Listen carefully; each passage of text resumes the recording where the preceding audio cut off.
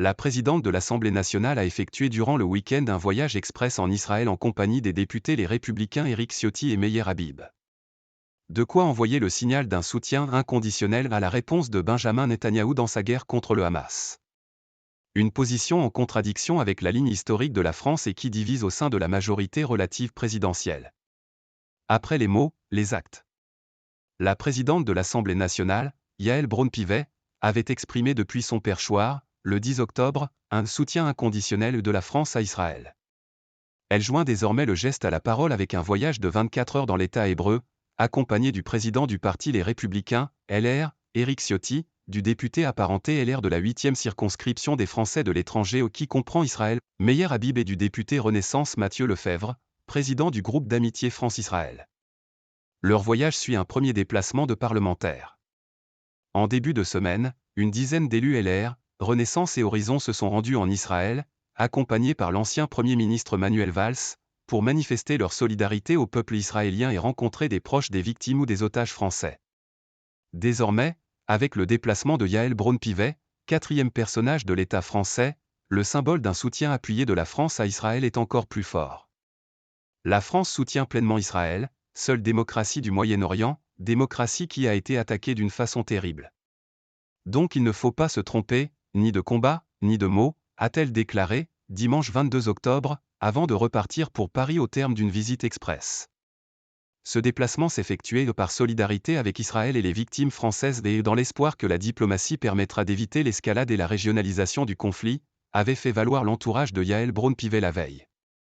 Il visait également à encourager les convois humanitaires pour les populations civiles, alors que l'aide a commencé à entrer samedi à Gaza, venant d'Égypte. La délégation s'est rendue dans les kibboutz en bordure de la bande de Gaza, où ont eu lieu les massacres du 7 octobre perpétrés par le mouvement islamiste palestinien Hamas, avec le président de la Knesset, Amir Ohana. Et même si la présidente de l'Assemblée nationale prend soin d'écrire sur X que Israël est légitime à se défendre, dans le respect du droit international, l'image renvoyée est bien celle d'un soutien inconditionnel, une ligne en contradiction avec la position officielle française et qui divise la majorité relative présidentielle. Une ligne pro-israélienne qui s'est imposée chez Renaissance. Le signal qui est envoyé penche quand même plus d'un côté que de l'autre. Le symbole est fort. Pour ma part, je ne reprends pas à mon compte l'expression de soutien inconditionnel à Israël. Comme d'autres au sein du groupe Renaissance, je suis sur la ligne du Quai d'Orsay.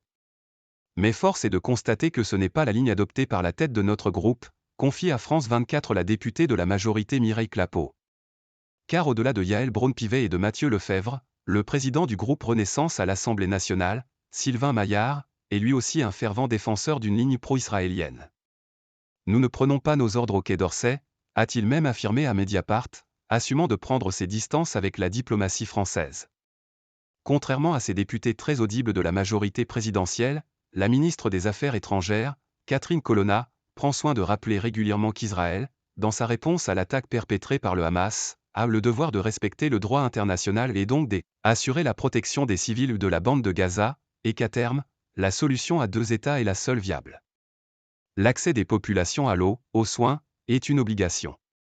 Imposer un siège contrevient au droit international, souligne la ministre dans un entretien publié dimanche 22 octobre par la Tribune Dimanche, alors que la bande de Gaza est la cible d'incessants bombardements israéliens ayant fait plus de 4600 victimes depuis l'attaque du Hamas du 7 octobre, dans laquelle plus de 1400 Israéliens avaient été tués. Le voyage express de Yaël Braun-Pivet apparaît d'autant plus en contradiction avec la position officielle de la France que la présidente de l'Assemblée nationale a choisi de se rendre en Israël avec deux représentants de la ligne pro-israélienne de LR. Ça ne me plaît pas beaucoup de voir Ciotti et Habib sur la photo. Ça ne me plaît pas beaucoup de voir Éric Ciotti et Meyer Habib, qui ont des positions très dures vis-à-vis des Palestiniens, sur la même photo que des gens de Renaissance, regrette Mireille Clapeau. Si je voulais faire passer des messages de cessation des hostilités, ce n'est pas avec eux que je le ferai. Éric Ciotti ne fait jamais dans la nuance et l'humanisme. Quant à Meyer Habib, il considère que quoi que Benjamin Netanyahou fasse, Benjamin Netanyahou a raison.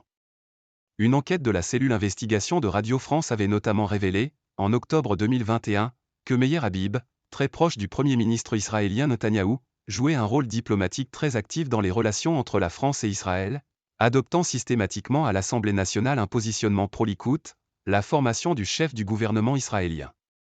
Pour l'opposition de gauche également, ce déplacement et son casting sont une erreur. Je comprends très bien qu'on soutienne le peuple israélien et qu'on leur apporte notre solidarité, ce qu'ils ont vécu est une horreur. La difficulté, c'est que Madame Braun-Pivet est celle qui à l'Assemblée a parlé de soutien inconditionnel à Israël, a souligné le premier secrétaire du Parti socialiste, Olivier Faure, dimanche 22 octobre sur France 3, critiquant lui aussi la présence d'Éric Ciotti et de Meyer Habib, des faucons, sur une ligne sans nuance. Pendant ce temps, Madame Braun-Pivet campe à Tel Aviv pour encourager le massacre. Pas au nom du peuple français, a posté de son côté le leader de la France insoumise, Jean-Luc Mélenchon, sur le réseau social X. Yael Braun-Pivet voit les choses différemment.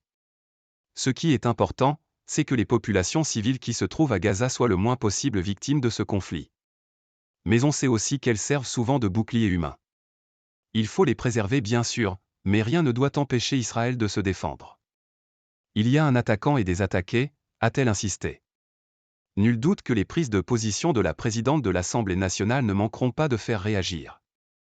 Le Parlement doit ainsi débattre de la situation au Proche-Orient lundi à 16 h à l'Assemblée nationale et mardi à 17 h 30 au Sénat, avec une déclaration du gouvernement et une série d'interventions des différents groupes politiques.